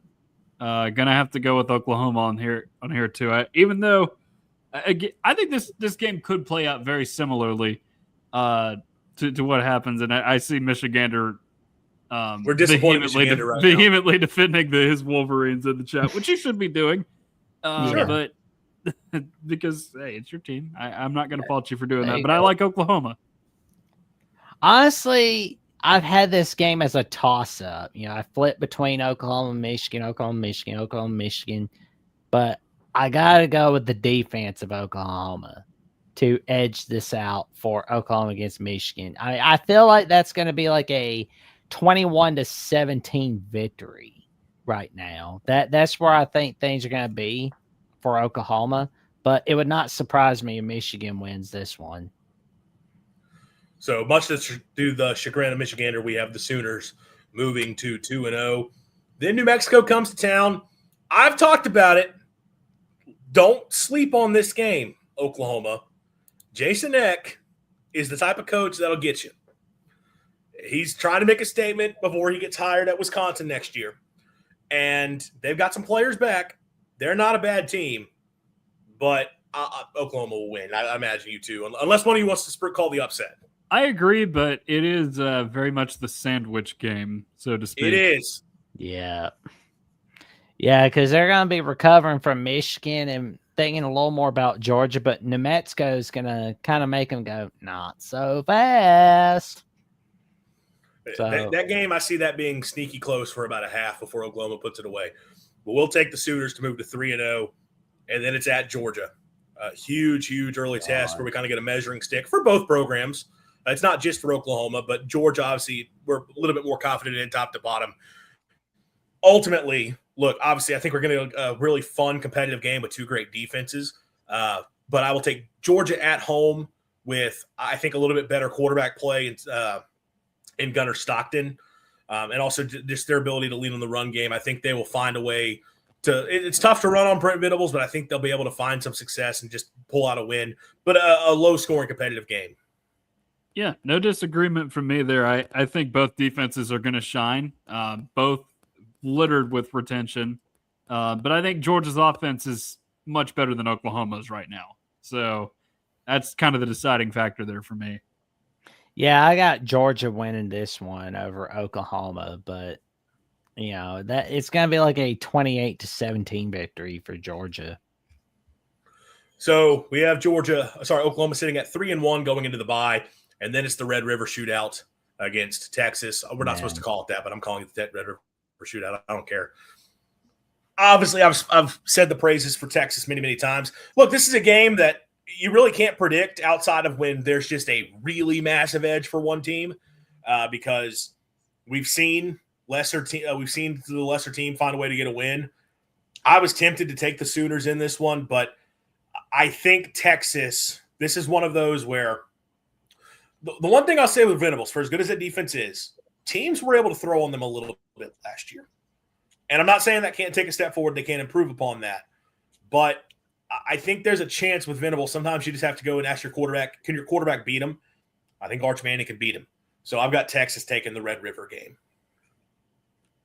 I am also going to say, I want to disagree, but I don't think I can, just based on what we've seen the last few years. Like, then aside from the one win they have, the other three games, Venables teams have put up a combined 9 points against Texas, which is not very good. And I don't think they match up super well on the offensive end with what Texas has to offer on defense this year. And Texas defense is supposed to be better than what it was last year. So I like the Longhorns in this one as well.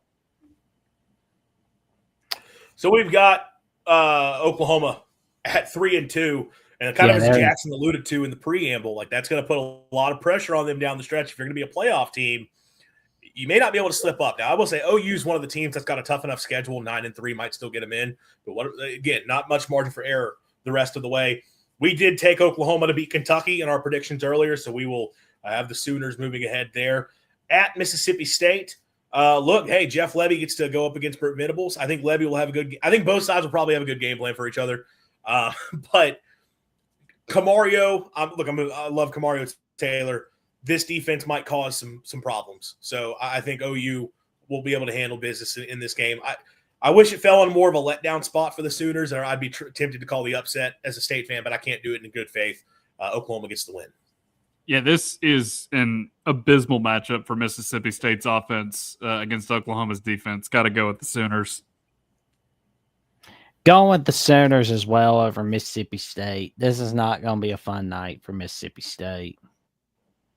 Or a fun day. I'm trying to remember when this – I think it's a flex game, I think. We'll see. Yeah. All right, so we have the Sooners getting the win over the Bulldogs. I'm looking at I keep losing the schedule sheet. Where are we at? Okay. Do I need to scroll down? I probably do. Yeah. Yep. Yeah. Skip South Carolina, though, because we've already predicted that. Oklahoma wins. We took – okay, I forgot about that. South Carolina, we have that game predicted. We took the Sooners to get another win there. At Florida, this could be a fun one because John Summerall at this point, Florida, like you figure they've got things pretty well set at this point. Have they figured out quarterback more? Have they figured out offensive line more? The Swamp rocking for a huge matchup late in the season. And, I've got Florida pulling off the upset. I think Oklahoma ends up winning this game. I think it's going to be close. It's going to be very, very competitive, probably pretty low scoring. But I like Oklahoma on the road because that was a team that kind of got stronger as the year went on, and I think that could be the case again this year. And it's not going to be deathly hot down there in Florida either. Like, those September games, like I remember when Tennessee had to go down there every year that third weekend of September, man, it was brutal every single time. But you don't have to worry about that in November. So I like Oklahoma to go down there and take care of business in the swamp. Yeah, I'll agree with Tucker on this one because, Oklahoma is definitely going to take care of business against the Florida Gators in Gainesville. This is not your daddy's Florida Gators team. This is a new Florida Gators team, which I'll admit is better under John Summerall and that new coaching staff than it was under Billy Napier. But it's going to be a 2-touchdown win for Oklahoma. All right, so as a collective, we got OU moving to 7-2 on the season, getting the win down in the swamp. Then Ole Miss comes to town. Obviously, the Rebels last year went into Norman on a rainy day and got the win. And Trinidad Chambliss kind of had a big day against that great Sooners defense and sort of carried Ole Miss to a victory. Quan Lacey broke off at least one big touchdown run in that game as well. But this is where I do have, in my own projections, Oklahoma rebounding, getting the win at home against Ole Miss. I think this time around, the Sooners will be a little bit better suited to deal with the Rebels and get the win. Yeah, I'm going to agree with that just because I don't think it happens 2 years in a row for Ole Miss. You kind of played with fire last year. Ole Miss did there toward the end of that game, and they were lucky to get out alive. And I think Oklahoma kind of remembers that they almost had them. And it's rare to get an opportunity to play the same team at home 2 years in a row. So I like Oklahoma to get that win without a doubt.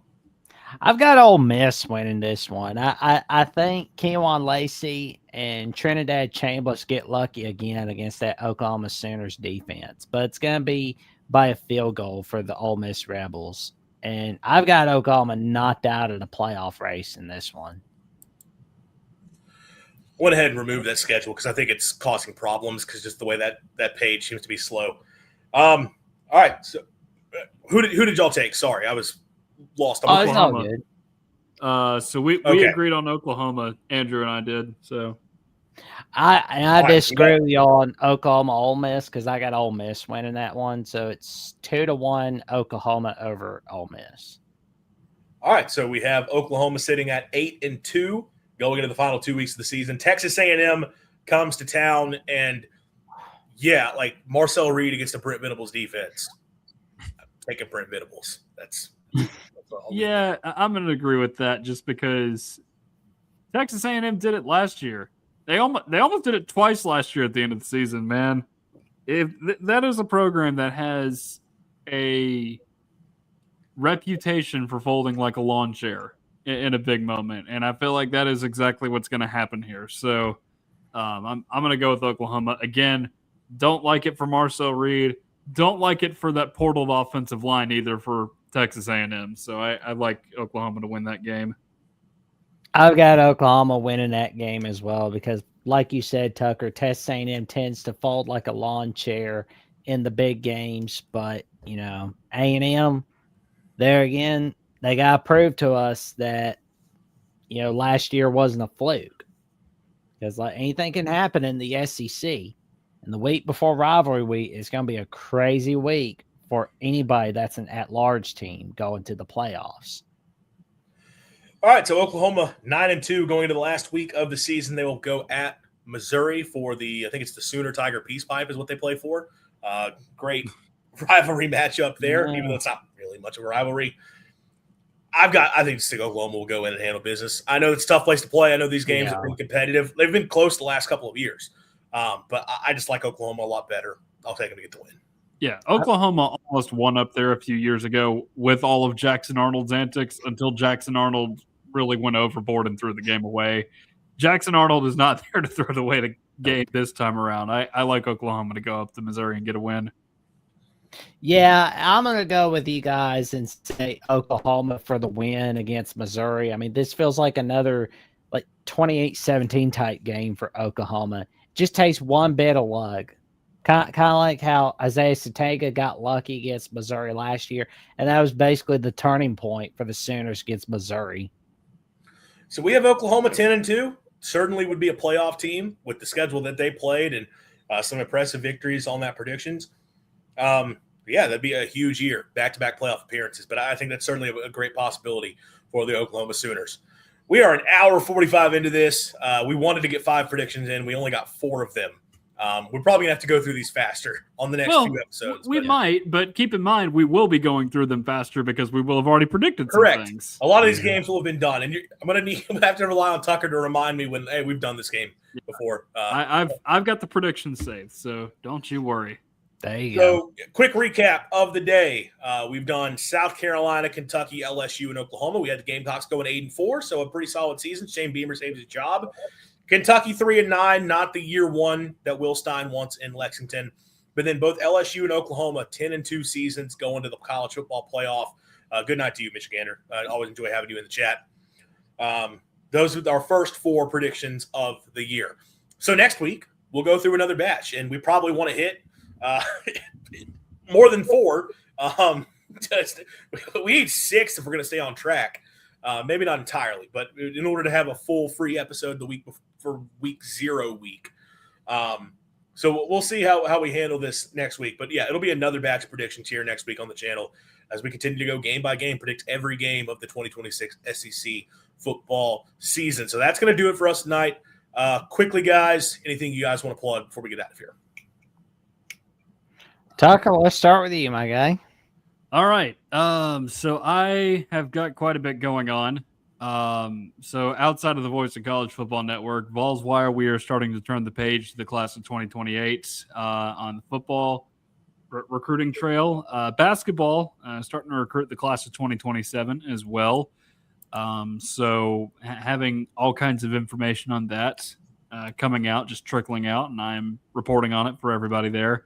CFBHQ, we've got all kinds of random things going on, including a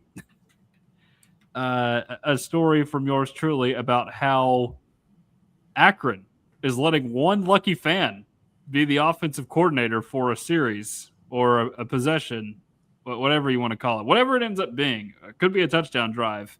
But I know Andrew doesn't want to see Joe Moorhead get that lucky. Would hurt his Mississippi State heart to see that. Let me say quickly, I said we'd get out of here quickly, but I like Joe Moorhead personally. He's a very nice guy. I can personally attest. Like, I actually have a specific thing I could talk about where he is a fantastic human being. And when he got the Akron job, I was happy for him. I wished him well. And I don't harbor too many ill feelings towards him. But the fact that every time he gets an opportunity to sit down and talk about his state tenure and just rants about how he was done wrong and talk about, well, the guy before me, look at his record, then look at my record. And then we'll also dare to suggest that the last time he was up, he's done this. He even suggested Leach's tenure wasn't all that impressive relative to what he did there. So that's been very annoying on his end. All I'll say is, look, to the Robert Morris defense, if they haven't figured out, just whenever their quarterback goes up to the line, they're going to clap. Then they're going to look to the sideline and stand around for 30 seconds and figure out what play they're going to run. All you have to do as a defense is change the play right before the snap. Just let the offense do their adjustment and then change the play. You'll blow up whatever play they had, and then you'll be successful. All right. That sounds good. But, yes, I may or may not have written a story about that. So I got that going on. And then, of course, here on the Voice of College Football Network, in addition to the SEC channel, you've got me on the Tennessee channel. Jordan Binkley and I are live Monday nights at 8 Eastern time. We were talking with Ryan Sylvia about Tennessee's fall camp. That officially started today. And then on VOCFB 365, where you can also catch me talking more national stuff, we did the same thing that we did at the start of this show with the coaches poll, although more broadly just because, we're a national show. That's what we got to do. Talked about some rivalries that we'd like to unearth that are of yesteryear that have unfortunately disappeared. And then also talking a little bit about guys that have exhausted their eligibility but want to come back, want to play a little bit more football on short notice in 2026. No, Indiana's got one guy that they are pretty optimistic will come back into the fold. So I talked about all that last night. So that is where you can check me out. There you go. Check out the magic that Tucker is making all right there on Tennessee at the Voice of College Football, SEC at the Voice of College Football right here with Andrew and myself, and on VOCFB 365 Tuesday night, 7 p.m. Eastern Time, 6 p.m. Central Time with Gus Wilson and Tyler Natuna, and on Balls Wire, and on CFB HQ on SI. And, of course, you can find me on Alabama at the Voice of College Football Mondays at 6 p.m. Central, 7 p.m. Eastern Time, and on the Alabama College Show, 9 p.m. Central Time, 10 p.m. Eastern Time on Thursdays, including tomorrow night, as Jeffrey and I take your calls on the Crimson Tide. You can find me right here on SEC at the Voice of College Football. And also for my non-Voice College Football stuff that I've got going on, I've not had some episodes yet scheduled for a Jack Sewing episode, but I am working on some episodes getting scheduled. But, of course, my guy Mountaineer Paul of Lockdown West Virginia, he and I partner up on this new channel called College Sports Insiders. And last night we were live discussing the coaches poll. So it was a fun ride. We were joined by Cody Stovall of Lockdown Oklahoma State. That was pretty fun as well. And we are now 146 subs away from that magic number 500 on that channel. So I'm going to tell you right now, it's always a fun ride. We had JT Wish this year of Locked On Utes and Utes Authority 247 joining us on last Saturday. We've had Tucker Harlan joining us last week. That was a fun episode. Indeed. It was fun. Yeah, you got to talk about those Tennessee Volunteers and talk about the SEC as a whole. That was pretty fun. And we've got more guests lined up. Well, we're getting some guests lined up. Getting some things planned out on that channel. But I can tell you right now, Paul and I are doing $100 giveaway to anybody that's the 500th subscriber on that channel. So we're getting things rolling on there. And on my end, I'm also, posting some articles on Voice College Football website at vocfb.com. For more updates, what I've got going on, check me out, Jats VOCFB on @/Twitter and on Instagram and Threads at JacksonJohnson543908. Andrew, what magic have you got, good buddy? Yeah, you can find me and Alex Fazell over on Mississippi State Bulldogs Live at the Voice of College Football. We'll be live tomorrow night, 7 p.m. Central Time, continuing our breakdown of Mississippi State's schedule, taking a look at the October slate, which is a brutal stretch for the Bulldogs, where they would play Alabama, LSU, Oklahoma, and Texas in the month of October. So we're going to talk about all four of those teams, break them down over on the channel. I've been doing some positional previews. I've got a couple clips I have to get uploaded talking about the Bulldog defense ready to go, but various breakdowns of some of these different opponents as well as state's position groups. So a lot of fun stuff over there on the channel. Plus Underdog Tribune, I am in the process of actually writing something. I normally say I'm going to write something that I don't do it. I'm currently writing something. I've done an intro, so like 3 paragraphs. So obviously I'm actually doing work, but it's mostly something to be of interest to Mississippi State fans. But if you want occasional words, you can check out the Underdog Tribune. So yeah, that's what I got going on. There we go. That's what we've got on our ends, and we'll be seeing you soon. We'll see you next Wednesday, and stay safe, stay cool, stay away from the heat, or in some cases, stay away from that rain. It is rainy out. And to like, comment, subscribe, and click on the notification bell so you never miss no video whatsoever. And we'll be seeing you all right here on SEC at the Voice of College Football. Take care, everybody.